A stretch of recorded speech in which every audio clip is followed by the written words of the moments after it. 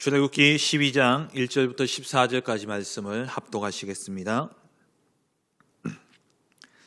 여호와께서 애굽 땅에서 모세와 아론에게 일러 말씀하시되 이 달을 너희에게 달의 시작 곧 해의 첫 달이 되게 하고 너희는 이스라엘 온 회중에게 말하여 이르라.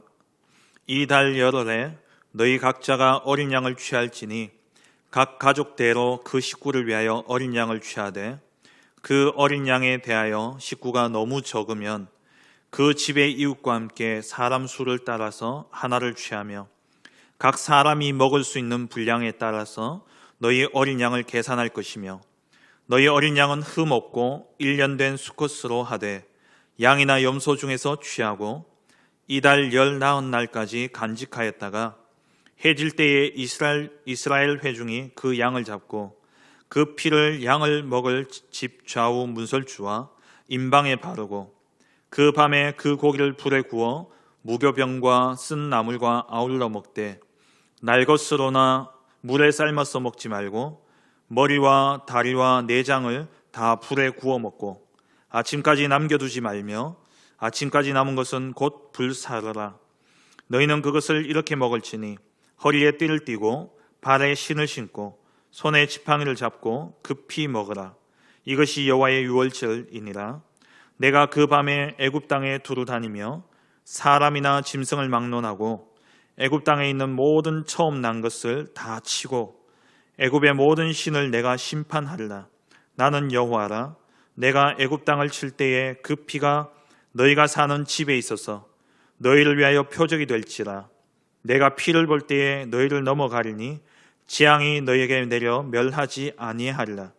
너희는 이 날을 기념하여 여호와의 절기를 삼아 영원한 규례로 대대로 지킬지니라. 아멘.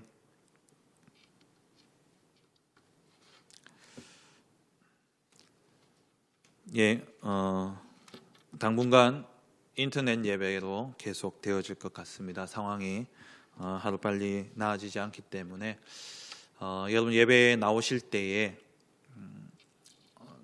그 계신 자리에서 예배 드리실 때에 실제 예배 장소에 나온다 생각을 하시고 여러분 복장도 갖추시고 또 예배 드릴 수 있는 환경도 이렇게 만드셔서 하나님께 집중해서 예배 드리실 수 있도록 그렇게 해서 온전히 영과 진리로 하나님 앞에 예배 드리실 수 있도록 그렇게 인도 받으시기 바랍니다.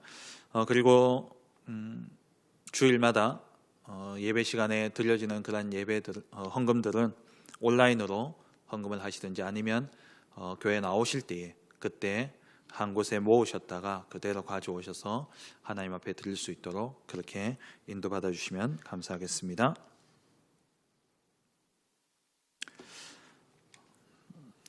코로나 사태가 지금 계속되고 있습니다. 모두 불안과 염려 속에 그렇게 떨고 있는데 심지어 이 일 때문에 정신적인 문제가 오고는 그러한 사람도 있다라고 이야기를 하죠. 이러한 가운데 하나님은 우리를 이번 주강단 말씀대로 하나님의 백성으로 삼으시고 이 시대와 민족을 살릴 자로 하나님이 우리를 부르셨습니다. 그래서 우리가 기도해야 될 이유가 있고요. 그리고 우리가 말씀 운동해야 될 이유가 거기에 있는 것이죠. 저와 여러분들 때문에 이 시대의 모든 저주와 재앙이 물러가고 하나님의 나라가 속히 임하여지는 그러한 은혜가 있기를 주의 이름으로 축원합니다. 우리에게 일어나는 모든 일들은 하나님의 허락 없이 일어나는 일은 하나도 없습니다. 그 모든 일은 하나님의 절대적인 주권 속에 하나님의 허락하심 속에 이루어지는 일이죠. 마태복음에 보면은 예수님께서 말씀하시기를 참새 한 마리도 하나님의 허락지 아니하고는 이 땅에 떨어지는 일이 없다 말씀하셨어요. 그리고 하나님이 친히 머리카락을 다 세신다라고 말씀하셨습니다. 그 말은 머리카락을 다 하나하나 셀 수 있는 능력이 있으시다, 그 정도로 능력이 있다라는 말도 되지만 하나님이 허락지 않으면 머리카락 하나도 빠지지 않는다라는 겁니다. 저는 하나님이 허락하신 것 같습니다. 로마서 8장 28절 말씀처럼 우리가 알거니와 하나님을 사랑하는 자 곧 그의 뜻대로 부르심을 입은 자들에게는 모든 것이 합력하여 선을 이룬다 말씀하셨죠. 우리가 생각하기에 재앙이라고 생각되어지는 그러한 일들도 분명히 하나님 앞에서는 다 선한 계획이 있는 것이고 하나님의 선한 뜻이 이루어지는 그러한 도구요 발판이 되어지는 것입니다. 그렇다면 지금 이 문제도 우리가 한자리에 모여서 예배드릴 수 없는 그러한 상황이 벌어졌고 또 이런 가운데 많이 답답하고 힘들고 또 영적으로 약하신 분들은 교회에 나오지 못해서 또 예배에 이렇게 함께하지 못해서 힘들어하는 그런 분들도 아마 계실 겁니다. 하지만 시간이 지나 보면은 이 시간이 우리에게는 연단의 시간이 되어질 것이고 우리가 하나님 앞에 온전히 예배 드릴 수 있는 그런 어떤 상황 속에서 내가 하나님께 집중할 수 있고 예배 드릴 수 있는 그러한 훈련의 시간이 되어지리라 믿습니다. 하나님은 다 계획이 있다라는 것이죠. 그래서 우리는 그 계획을 찾아내면 됩니다. 하나님이 우리 이 모든 일을 허락하셨고 이 모든 일들 속에 하나님의 계획이 있다는 사실 우리가 인정하고 믿고 나아간다면 잠언 3장 6절 말씀처럼 너는 범사의 그를 인정하라 그리하면 그가 내 길을 지도하시리라. 하나님이 우리의 길을 반드시 인도하실 것입니다. 모든 일들 속에 하나님을 인정하시고 하나님이 계신 것과 하나님이 그를 찾는 자들에게 상 주시는 이심을 믿음으로 나아감으로 말미암아 하나님이 주시는 그러한 놀라운 응답을 누리고 하나님의 선한 방향 속에 하나님의 인도하심을 받는 그런 우리의 인생이 되어지기를 간절히 바랍니다. 예레미야서 29장 11절 말씀에 여호와의 말씀이니라 너희를 향한 나의 생각을 내가 아나니 평안이요 재앙이 아니니라. 너희에게 미래와 희망을 주는 것이다 말씀하고 있어요. 예레미야를 통해서 하나님께서 이스라엘 이 남유다가 완전히 멸망할 것을 하나님이 예언으로 말씀을 주셨죠. 그렇지만 이 바벨론에 의해서 남유다가 멸망하는 이것이 재앙이 아니라고 말씀하고 있습니다. 평안이고 나아가서 희망이고 미래를 주기 위한 것이다 라고 말씀하고 있어요.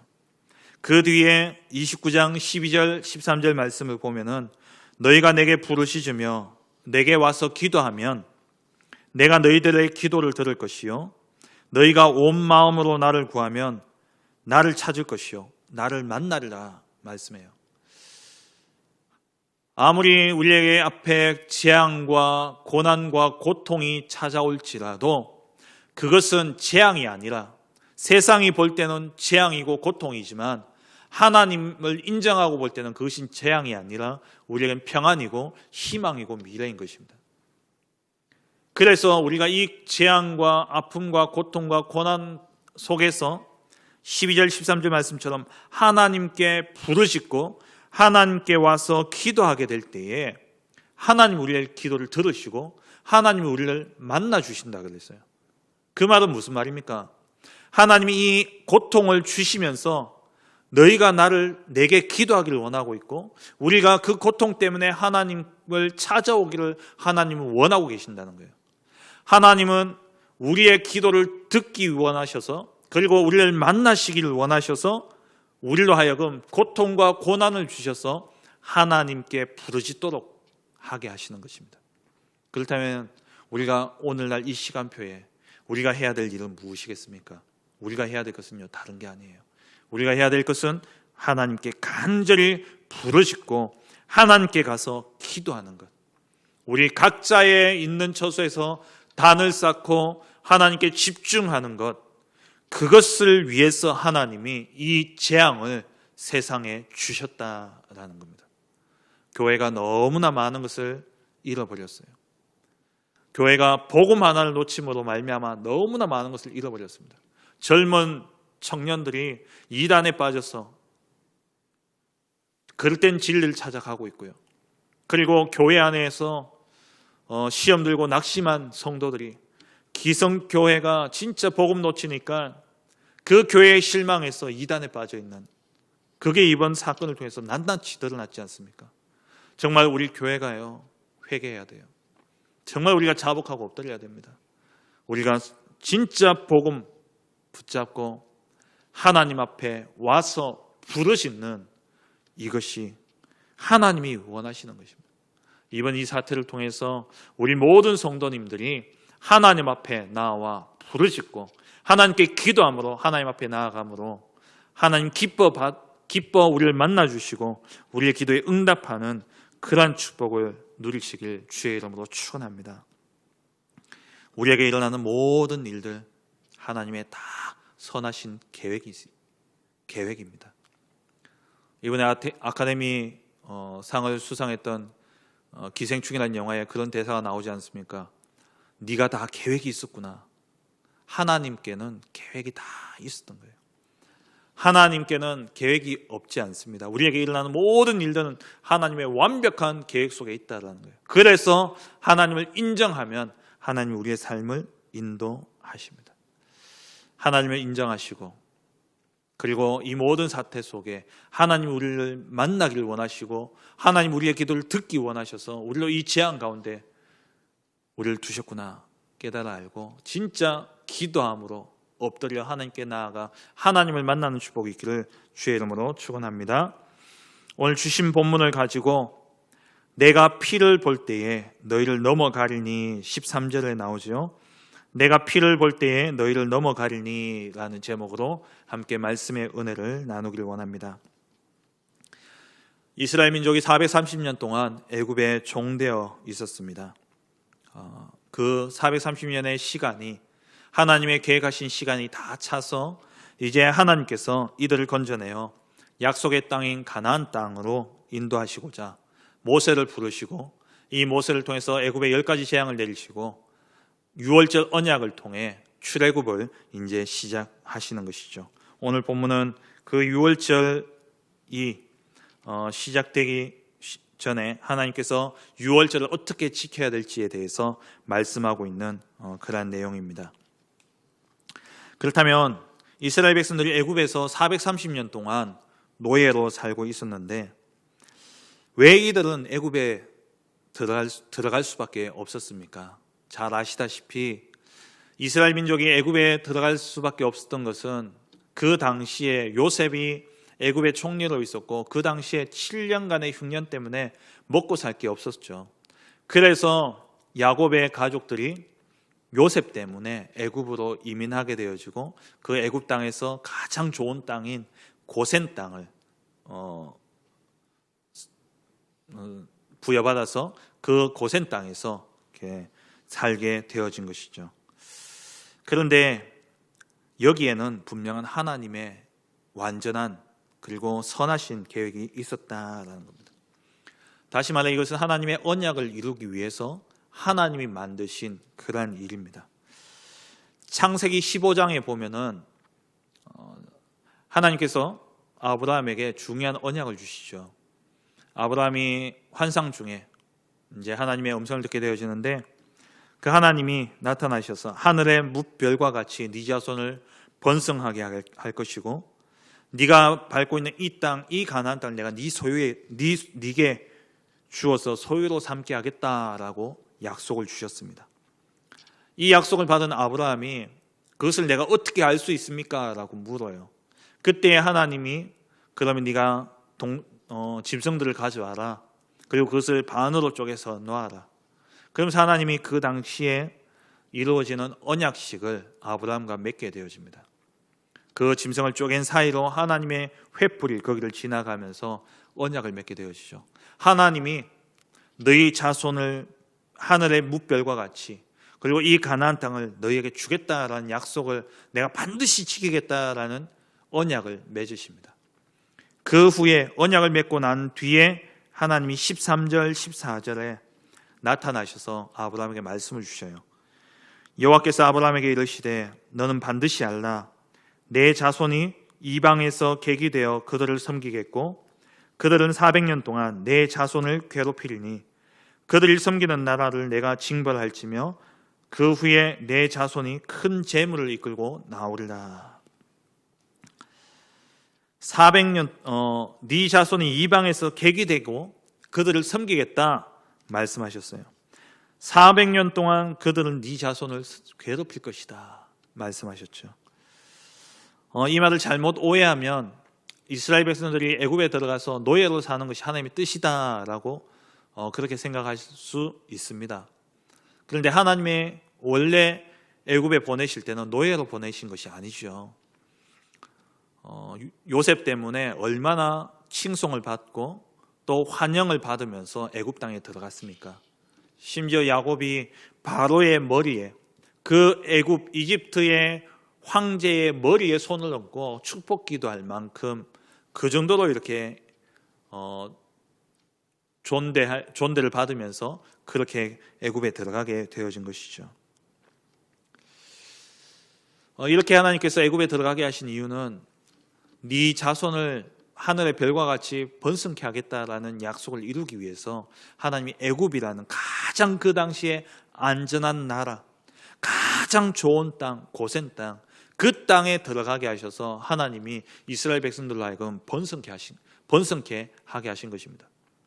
아브라함이 갈대아 우르를 나와서 야곱이 애굽에 들어가기까지의 걸린 시간이 215년입니다. 그 215년 동안 몇 명이 아브라함의 자손이었냐? 70명이었어요. 200년이 지나는 동안 70명밖에 안 된 겁니다.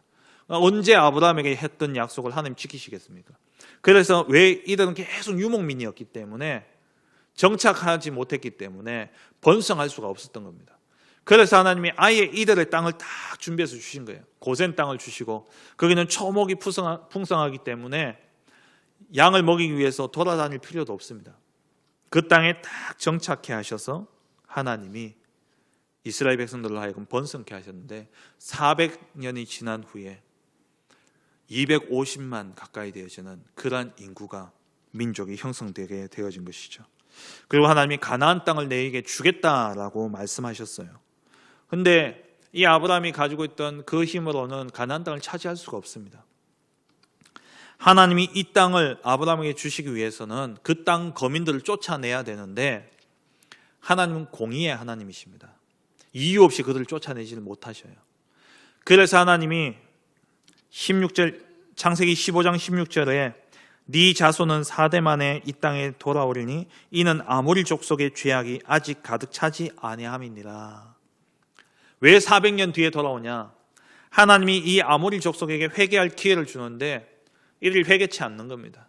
그래서 이들의 죄악이 가득 차서 하나님이 심판하실 수밖에 없는 그 시간표가 이를 때까지 하나님 기다리시는데, 그 시간이 400년이라는 시간이라는 거예요.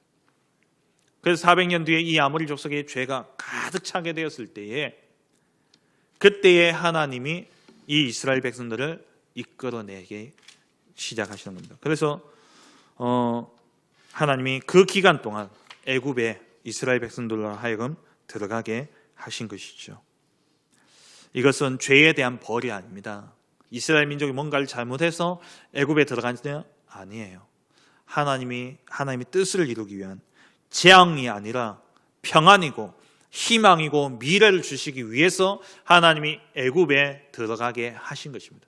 그런데 왜 그러면 애굽에 들어가서 노예로 살았냐? 왜 노예가 될 수밖에 없었냐? 사실 학자들은 이렇게 이야기를 합니다. 한 300년 동안은 이스라엘 민족들이 애굽에서 되게 이렇게 평안하게 또 풍요롭게 그렇게 살았다고 해요. 근데 한 100년 가까이, 마지막 100년 정도 노예로 그렇게 살게 되어졌다고 합니다. 가장 큰 이유는 복음을 놓쳤기 때문이죠. 하나님을 잊어버렸다는 거예요. 모세가 와서 하나님을 이야기할 때, 모세가 오늘 새벽에도 이야기를 나눴습니다마는 하나님께 이야기하잖아요. 저들이 나를 누가 보냈냐라고 물을 때 내가 뭐라고 이야기해야 됩니까? 라고 묻죠. 그럴 정도로 이들이 하나님을 모르고 있었다라는 겁니다. 복음을 놓쳐버렸고 하나님을 떠나 있었다라는 것이죠. 그래서 이들에게 노예가 될 수밖에 없었고, 또 다른 이유가 있다면 노예로서의 삶이 짓눌려 있고 억눌려 있기 때문에, 억압되어 있기 때문에 그 마음에는 항상 자유를 갈망하고 해방을 갈망하죠. 이들이 애굽에 안주해서는 안 되기 때문에 이들이 애굽에서 나와야 되는 겁니다. 그래서 하나님이 이들을 억압하는 그 가운데 내버려 두신 거예요. 제가 예전에 미국에 에덴 장로교회 사역을 갔을 때에 그 교회 집사님하고 식사를 하는 그런 시간이 있었어요. 그 집사님이 그 신분이 해결되어지지 않은 분이에요. 그러니까 영주권이 안 나오신 분이죠. 그래서 불체자로 근 몇십 년을 이렇게 두려움 가운데, 불안 가운데 떨면서 미국에 사신 거예요. 이제 나이가 환갑이 넘으셨어요. 그래서 본인이 이제 나이 조금만 지나면 자기는 한국으로 돌아갈 거라는 겁니다. 한국에 돈을 좀 보내가지고 집도 준비해 놓고 그렇게 해놨대요. 왜 그런 마음이 들까요? 그 좋다는, 미국을 뭐라고 이야기합니까? 천조국이라 그러지 않습니까? 천조국. 하나님 나라처럼 그렇게 이야기해요. 그렇게 좋은 미국인데 왜 한국으로 돌아오려고 합니까? 그냥 향수병이 아니라는 거예요. 너무 힘들기 때문에, 그 불안 가운데 살아가야 되기 때문에, 너무 힘들기 때문에 한국으로 돌아오고 싶어 하는 겁니다. 근데 또 다른 분하고 식사를 하는데, 다른 분은요 어떠냐, 자기는 너무 좋다는 거예요, 미국이. 그러니까 이분은 거기에서 어떤 자리도 잡혔고 경제적으로도 풍성하고 성공하신 분입니다. 그래서 자기는 미국이 그렇게 좋다는 거예요. 자기는 한국에 다시 갈 이유가 없다는 겁니다. 이스라엘 백성들이 애굽에서 요셉 때와 같이 그렇게 번성함을 누리고 그 풍족함을 누리고 풍요로움을 누렸다면 저들은 가나안 땅에 돌아오지 않을 겁니다. 하나님이 마지막 100년 기간 동안에 완전히 억눌러서 어떻게든 거기에서 빠져나갈 수밖에 없도록 그런 마음을 주신 거예요. 그래서 출애굽기 3장 7절에 이들이 하나님께 부르짖잖아요.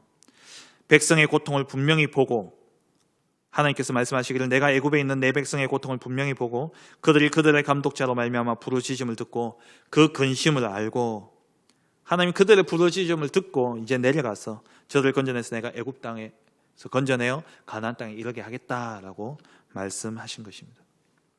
하나님의 시간표가 되어진 것이죠. 왜 이들은 그렇게 환영을 받으면서 들어간 애굽에서 노예가 될 수밖에 없었냐? 복음을 놓쳤기 때문이고, 그리고 애굽에 있어서는 안 되기 때문에 하나님이 노예의 삶을 주신 거예요. 그렇다면 이 노예가 된 것이 축복입니까?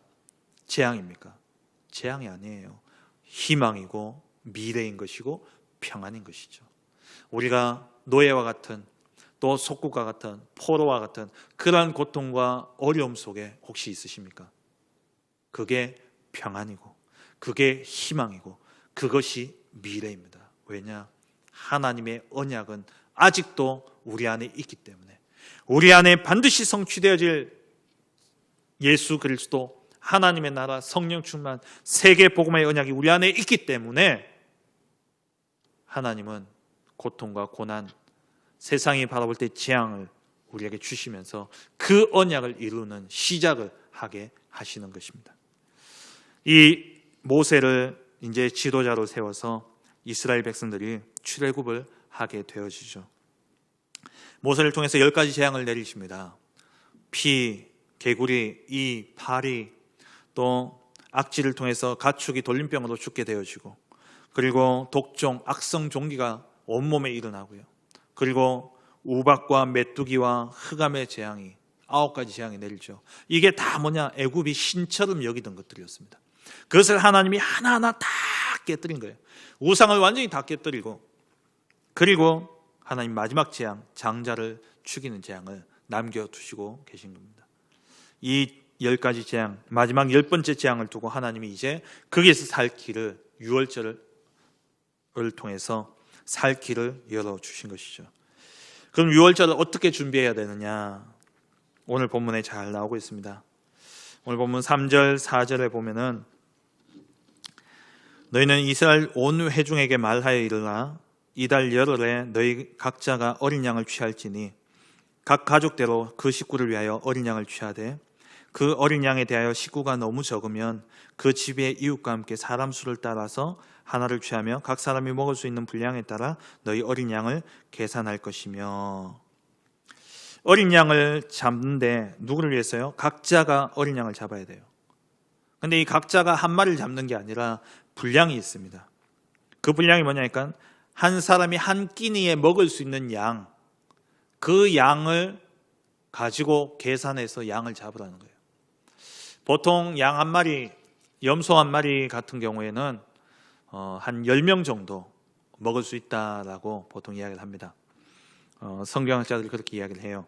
어린 양 같은 경우, 1년 된 양 같은 경우에는 그러면 10명이 먹을 정도의 양이라면 우리 집 식구가 10명이면 한 마리 잡으면 되죠.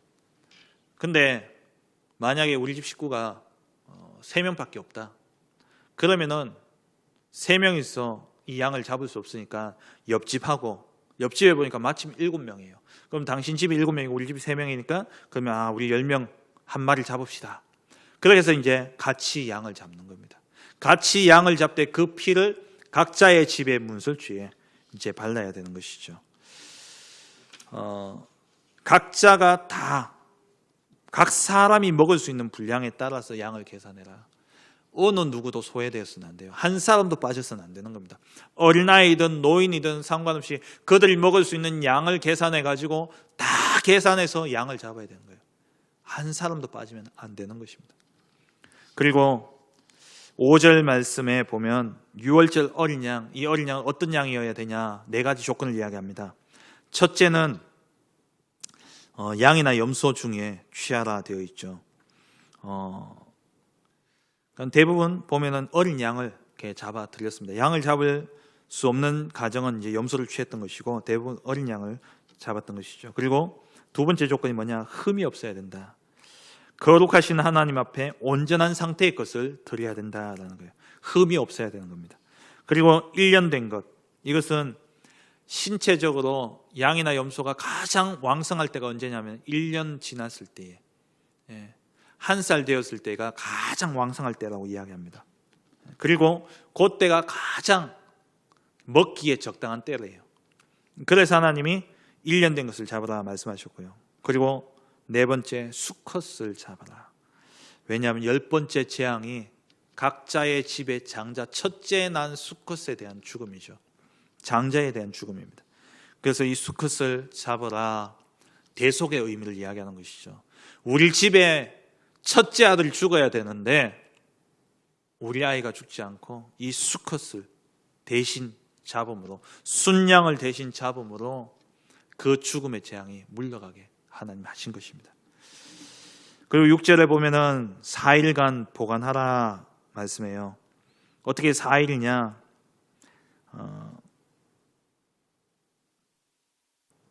3절 말씀에 보면은 이달 열흘에, 이달 10일에, 첫 해의 첫 달 10일에 양을 취하고 6절에 보니까 14일까지 간직하라 되어 있죠. 4일 동안 간직하라는 겁니다. 왜 4일 동안 간직하냐? 4일 동안 양의 상태를 잘 보라는 거예요. 흠이 없고 진짜 하나님께 드릴 만한 것인지 4일 동안 충분히 검사할 수 있도록 4일의 시간을 주신 것이고, 또 이 4일 동안 내가 우리 아들이 죽어야 되는데 이 양이 대신 죽는구나, 대속의 의미를 새기도록 그렇게 해서 4일 동안의 기간을 주신 것이죠. 그러면서 누가 잡냐? 6절에 이스라엘 회중이 잡아요. 제사장이 잡는 것이 아니라 이스라엘 회중이 잡는 겁니다. 제사장이 필요 없는 모든 사람이 이제 하나님 앞에 나아갈 수 있는 그러한 만인 제사장설. 구약시대는 제사장을 통해서만 하나님께 나올 수 있지만 이거는 그리스도를 예표하는 것이죠. 제사장 필요 없이 하나님 앞에 나아갈 수 있도록 이스라엘 회중이 직접 양을 잡도록 한 겁니다. 잡아서 어떻게 합니까? 7절에 피를 좌우 문설주와 임방에 발라라, 칠하라. 양이 중요한 게 아닙니다. 칠하는 게 중요해요. 피는 곧 생명을 의미하기 때문에 레위기 17장 11절에 피는 곧 생명이다 말씀하고 있죠. 생명을 드렸다는 의미로 피를 바르는 겁니다. 그리고 8절 9절에 보면은 고기를 불에 구워서 무교병과 쓴 나물과 아울러 먹되, 삶아서 먹지 말고 버리는 것 없이 머리와 다리와 내장 다 불에 구워 먹으라 말씀하셨어요. 뭡니까? 온전히 완전체로 그렇게 구워라, 완전체로 불에 구워라, 하나님께 드리라라는 말이죠. 그러면서 10절에 아침까지 남겨두지 마라 말씀해요. 아침까지 남은 것은 곧 다 불살라라 말씀하죠. 일용할 양식, 그날 먹을 것은 그날에 족하다는 겁니다. 하나님이 우리의 인생을 책임지신다라는 거예요. 그리고 11절에 먹되 자세는 어떠해야 되냐? 허리에 띠를 띠고 신을 신고 지팡이를 잡고 급히 먹어라. 언제 출애굽해야 될지 모르기 때문에 항상 깨어 있으라라는 말이에요. 우리가 하나님 앞에서 영적으로 깨어 있어야 되는 것이죠. 그러면서 결국 이 모든 사건을 통해서 12절에 처음 난 것과 애굽의 모든 신을 심판하리라. 결국 이 모든 것들을 통해서 하나님이 애굽의 우상을 완전히 멸하는 그러한 사건이었고, 나는 여호와라 말씀하죠. 이 말은 하나님만이 오로지 참 하나님임을 말씀하고 있는 그런 내용입니다.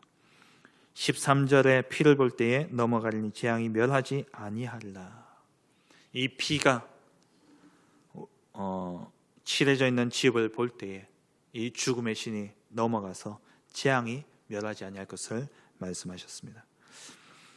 이 6월절 어린 양은 누구를 의미합니까? 바로 예수 그리스도를 의미하는 것이죠. 어린 양 되신 그리스도, 그분이 이 땅에 오셨습니다. 신약 성경에 보면은 예수님이 곧 그리스도 되시고 또 어린 양임을 우리에게 말씀을 통해서 정명하여 말씀해 주시는데, 고린도전서 5장 7절 말씀에 보면은 우리의 유월절 양 곧 그리스도께서 희생되셨느니라. 우리의 유월절 양이 누구냐? 곧 그리스도다 말씀하고 있죠. 그리고 이사야 선지자도 예수 그리스도가 오실 것을 이야기하면서 양에 대해서 양으로 비유하고 있죠. 이사야 53장 6절 7절에 보면은 우리는 다 양 같아서 그를 행하며 각기 제 길로 갔거늘 여호와께서 우리의 모든 죄악을 그에게 담당시키셨도다.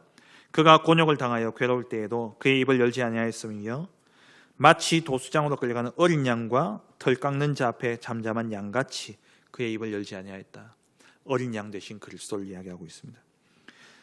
세례 요한도 예수님을 바라보면서 이렇게 이야기했죠. 요한복음 1장 29절에 예수께서 자기에게 나오심을 보고 이르되 보라 세상 죄를 지고 가는 하나님의 어린 양이로다.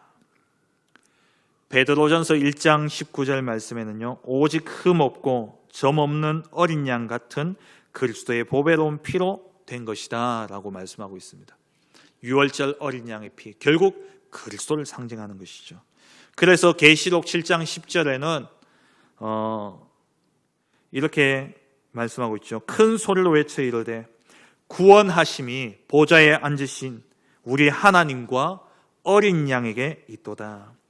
구원하심이 어디에 있냐? 어린 양에게 있다. 그 어린 양이 누굽니까? 그리스도를 이야기하고 있는 것입니다.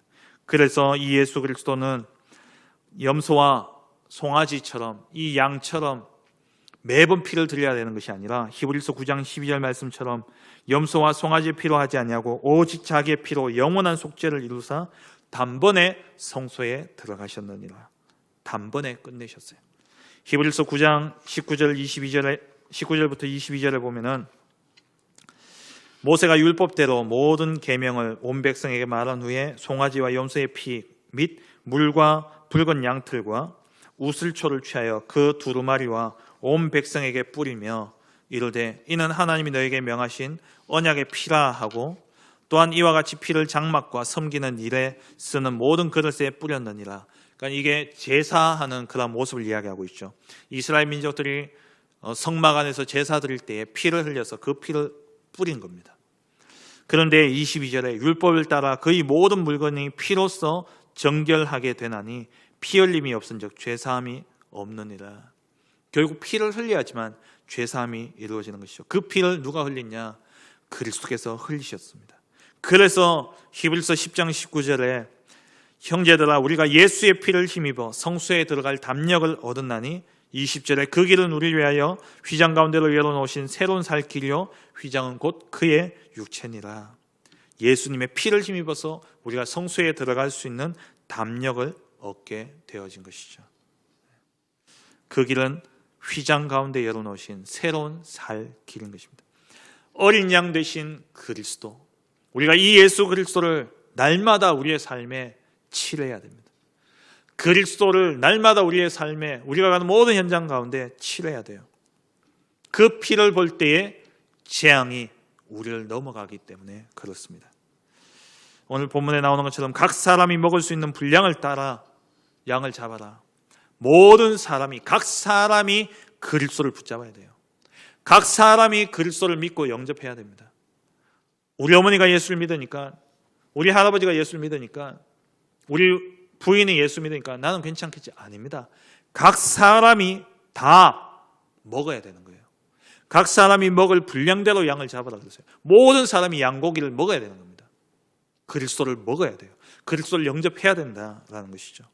흠이 없는 양, 죄 없이 오신 여자의 후손으로 원죄 없으신 그리스도, 1년 된 것, 가장 왕성할 때죠. 예수님께서 돌아가신 그 나이도 가장 왕성한 나이이지 않습니까? 30대 초반. 수컷, 장자를 의미하고 하나님의 아들, 하나님의 장자 예수 그리스도를 의미하는 것이죠. 이 그리스도의 피를 좌우 문설주와 임방에 칠해라. 여러분 가정에, 여러분 가는 직장에, 모든 현장에 그리스도의 이 피를 칠하시기 바랍니다. 그래야지 저주가 물러가는 거예요. 재앙이 물러가는 것입니다. 모두 구워 먹어라. 버리는 것 없이 다 구워 먹어라. 그러죠. 완전하신 그리스도를 날마다 누리라는 겁니다. 그러면서 아침까지 남겨두지 마라. 어제 내가 그리스도로 충만했다고 오늘 그리스도를 잊어버린다? 아니에요. 우리가 예수 그리스도를 영접했지만 날마다 그리스도를 나의 구주로 주인으로 영접해야 됩니다. 날마다 그리스도가 나의 인생의 주인 되어야 돼요. 그래서 오늘 그리스도는 오늘로 족한 겁니다. 내일 일어나면 또 우리는 내일 그리스도를 우리의 마음의 중심에 모시고 그리스도로 충만해야 된다는 것이죠. 매일 새 은혜를 누려야 되는 것입니다. 어제의 은혜로 우리는 살아가서는 안 됩니다. 어제의 은혜로, 과거의 영광으로 살아가기 때문에 성도들이 결국에는 다 무너지는 거예요. 그렇게 젊을 때는 하나님의 은혜를 누리고 대단한 교회 목회를 하시면서 영향력을 이렇게 미쳤던 그런 목사님들이 나이 들어서 연세가 많으셔서 왜 다 무너지느냐? 어제의 영광으로 살아가기 때문에. 우리가요, 어제의 영광이 아니라 오늘 우리는 그리스도를 굳게 붙잡아야 됩니다. 그럴 때에 재앙이 우리를 멸하지 아니하고 우리 피를 볼 때에 넘어가게 되어지는 것이죠. 말씀을 맺겠습니다. 예수는 그리스도십니다. 그리스도는 하나님 만나는 길 되십니다. 그리스도는 죄와 저주의 소리를 해방하셨습니다. 그리스도는 사단의 모든 권세를 이기셨습니다. 참 선지자가 되셔서 하나님 만나는 길 되셨고 참 제사장이 되셔서 십자가에 피 흘려 죽으심으로 우리의 모든 죄에 대한 대가를 다 지불하심으로 죄로 인한 저주와 재앙을 완전히 해결하신 참 제사장이 되셨습니다. 그리고 그리스도는 죽음에서 부활하셔서 죽음의 세력을 잡은 자 마귀를 멸하시고 참 왕이 되셨습니다. 이 예수님께서 십자가에 죽으시면서 다 이루었다 말씀하셨습니다. 모든 문제 그리스도 앞에서 다 끝났습니다. 그리스도 안에 있다면 다 끝난 겁니다. 그래서 우리는 날마다 매일 매 순간 고백해야 됩니다. 그리스도, 내 모든 문제는 그리스도로 다 끝났다. 이 고백을요 날마다 하시고 마귀가 듣도록, 사단이 듣도록 선포하시기 바랍니다. 성경에 응답받았던 인물들의 특징이 뭡니까? 렘넌트 7명의 특징이 뭡니까? 언약으로, 복음으로 완전히 끝난 인생이었어요.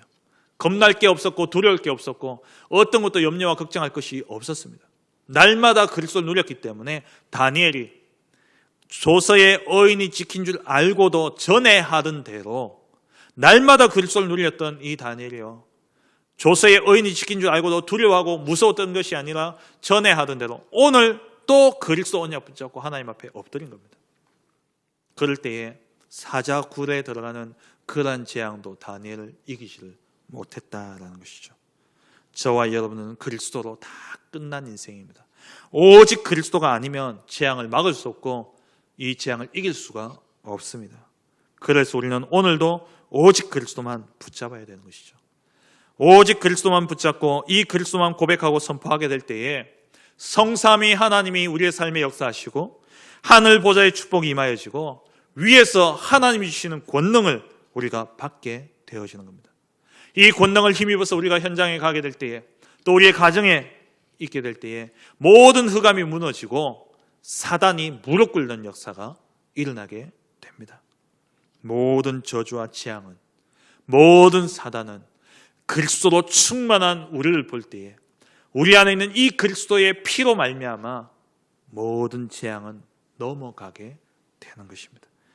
우리 속에 들어오지 못하고 넘어가게 되어진다는 것이죠. 정말 우리가 날마다 그리스도를 누려야 되겠습니다. 오늘 다 먹고 없애야 되고, 남은 것은 불태워 버려야 되고, 내일 또 하나님 주시는 은혜로 우리는 살아가야 되는 것입니다. 오늘 이 한날도 그리스도로 충만하고, 그리스도가 충분하고, 그리스도가 모든 게 되심을 누릴 뿐만 아니라 내일 아침에 일어나서도 또 그리스도를, 이 충분하고 완전하고 모든 것 되신 그리스도를 누림으로 말미암아 어떠한 저주와 재앙도 우리를 범하지 못하고 우리를 넘어가는 그러한 은혜를 누리시고, 거기서 끝나지 아니하고 이 저주와 재앙 가운데 이 그리스도의 완전함을 가지고 현장에서 복음의 말씀 운동함으로 제자를 키우고 후대를 세우는 우리 모든 성도님들 되어주시길 주의 이름으로 축원합니다. 기도하겠습니다. 하나님 감사합니다. 하나님의 언약을 이루기 위해서 이스라엘 민족을 애굽의 노예로 두게 하셨고, 결국 하나님의 언약의 성취를 위해서 이스라엘 민족을 출애굽하게 하셔서 가나안 땅에, 약속의 땅에 이르게 하신 하나님 아버지, 그 과정 속에 하나님 이들이 그 애굽에서 나올 수 있는 이유는 유월절 어린 양의 피로 말미암아 되어진 것을 하나님 말씀을 통하여 우리가 붙잡습니다. 하나님, 우리도 또한 우리에게 있는 모든 죄와 지옥과 사단의 저주를 끝낼 수 있는 유일한 길은 그리스도 보혈의 피밖에 없사오니 오직 그리스도 붙잡고 날마다 예수가 그리스도의 심을 고백하고 날마다 그리스도께서 모든 문제를 해결하셨음을 고백하고 믿고 선포하게 될 때에 우리에게 드리워져 있는 모든 저주와 재앙이 물러가고 하나님의 나라가 임하여 주며 우리가 가는 모든 현장 속에 흑암이 물러가고 사단이 무릎 꿇고 하나님의 나라가 이루어지고 하나님의 나라를 세우는 전도, 선교, 세계복음의 역사를 이루는 하나님의 백성으로, 전도자로 축복하여 주옵소서. 감사드리며 예수 그리스도의 이름으로 기도합니다. 아멘.